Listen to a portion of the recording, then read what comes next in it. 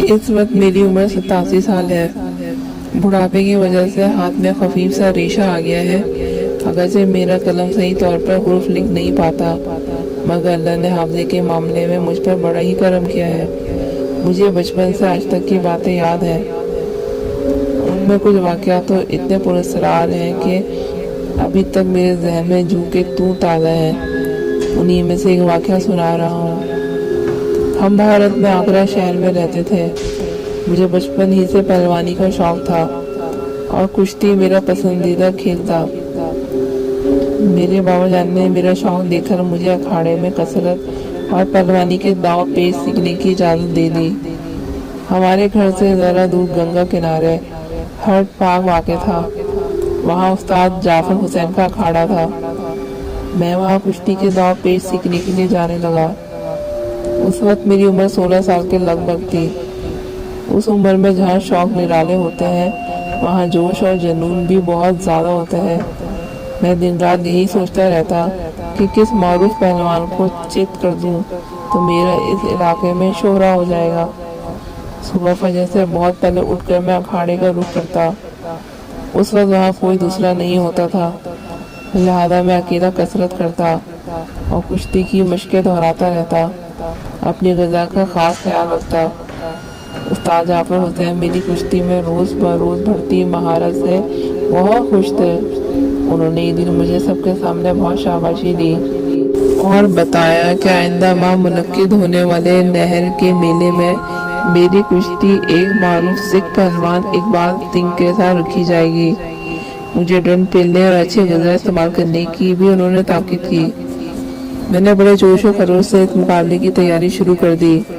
اچھی غذا کے لیے مجھے محنت مزدوری بھی کرنی پڑتی تھی، جبکہ میں گھر میں بھی کچھ رقم دیتا تھا، اس لیے مجھے مزید پیسوں کی ضرورت تھی۔ اکھاڑے کے قریب مرگھٹ تھا، جہاں ہندو اپنے مردے جلانے آتے تھے۔ دن میں 1-2 مردے ضرور جلائے جاتے تھے۔ بچپن میں ہم لڑکے مردوں کے جلے ہوئے مقام سے سکے ڈھونڈنے جایا کرتے تھے۔ ہمیں مردوں کی جلی ہوئی راکھ سے عموماً 2-4 سکے مل جاتے تھے۔ میں نے سوچا کیوں نہ بچپن کا یہ کھیل پھر سے شروع کر دیا جائے۔ اب میں اور زیادہ سویرے اٹھنے لگا۔ پہلے مرگھٹ جاتا، وہاں تازہ جلی ہوئی مردوں کی راکھ دیکھتا تو ادھر ادھر ہاتھ مار کر ایک آدھا سکہ حاصل کر لیتا۔ واپسی پر دکان سے اس سکے سے دودھ پی لیتا تھا۔ ایک دن میں فجر سے پہلے معمول کے مطابق اٹھا، مرگھٹ پہنچ کر ادھر ادھر ٹارچ کا دائرہ پھینک کر تازہ راکھ کی جگہ ٹٹولنا شروع کر دی۔ اتنے میں مجھے اپنے قریب سے آواز سنائی دی، ابے کیا کر رہا ہے؟ میں نے ادھر ادھر دیکھا، یہ آواز درخت سے آئی تھی۔ میں نے مارے شرمندگی کے دوڑ لگا دی اور اکھاڑے میں پہنچ گیا۔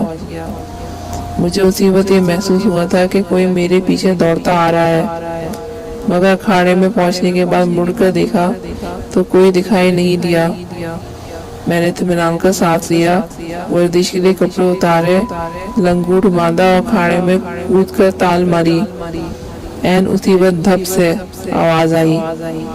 قریب والے درخت سے کوئی نیچے کودا اور میرے سامنے آ کر کھڑا ہو گیا۔ وہ میری عمر کا ناٹے قد کا لڑکا تھا۔ اس کی شکل لمبوتری، بڑی اور ٹیڑھی آنکھیں تھی۔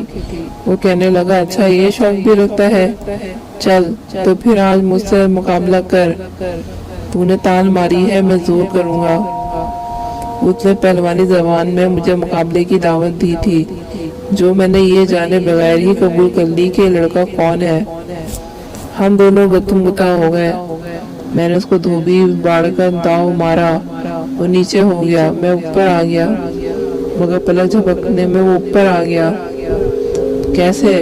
مجھے یہ علم ہی نہیں ہوا، اور وہ پھر زور کرنے لگا۔ میں نے پھر گدا لوٹ کا ہتھیار یعنی پہلوانی مشہور داؤ پیش مارا تو وہ نیچے آ گیا اور میں اس کے اوپر۔ دوسری بار سے بھی کم وقفے میں وہ اوپر آ گیا اور میں نیچے۔ یہ بات میری سمجھ سے قطعی بالاتر تھی کہ بغیر زور لگائے داؤ پیش کھیلے وہ آدھے سیکنڈ میں مجھے پچھاڑ کر اوپر کیسا آ جاتا ہے۔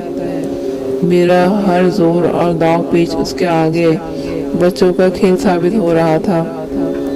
میرا سانس پھولنے لگا مگر اس پر ذرا سا بھی اثر نہیں ہو رہا تھا۔ وہ اسی طرح چاقو چوبند پھرتیلے پن سے مجھے بار بار مات دے رہا تھا۔ میں لڑتے لڑتے ہلکان ہو گیا۔ کھیل کے جنون میں میں نے اس کی طرف ابھی تک غور سے نہیں دیکھا تھا، مگر ایک دفعہ جب اس نے میرے کمر کے گرد اپنے پاؤں لپیٹ کر مجھے لاک کیا تو اچانک میری نظر اس کے پاؤں پر پڑ گئی۔ وہ عجیب لمبوترے، ٹیڑھے میڑھے اور جانوروں سے مشابہ تھے اور مڑے ہوئے یعنی آدھے الٹے تھے۔ میری تو گھگی بن گئی۔ وہ قطعی طور پر انسانی پیر نہیں تھے۔ اب مجھے سمجھ آ چکا تھا کہ جیسے ہی میں اسے چت کرتا تھا پل بھر میں وہ کیسے جادوئی انداز سے اوپر آ جاتا تھا۔ اسے بھی شاید اندازہ ہو گیا تھا کہ میں اس کے پیروں کی طرف ہی دیکھ رہا ہوں اور بھاپ چکا ہوں کہ میرے مقابل کوئی انسان نہیں ہے، کوئی دوسری ہی مخلوق ہے۔